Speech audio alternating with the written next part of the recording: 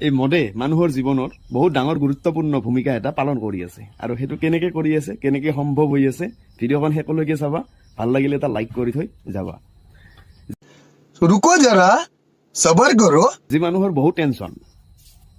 জীৱনত সমস্যা সেই মানুহজনে যেতিয়া মদ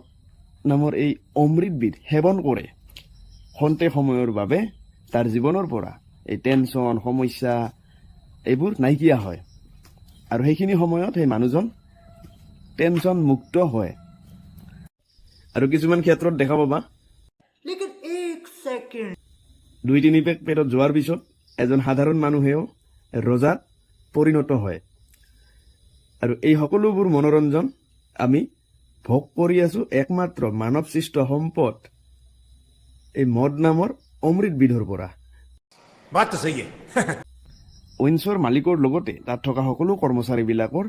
টকাৰ যি প্ৰয়োজনীয়তা আছে সেইটো পূৰণ কৰাত সহায় কৰে আৰু এইবোৰ সকলো সম্ভৱ হৈছে এই মানৱ সৃষ্ট এই অমৃতবিধৰ পৰা ভাল লাগিলে এটা লাইক কৰিব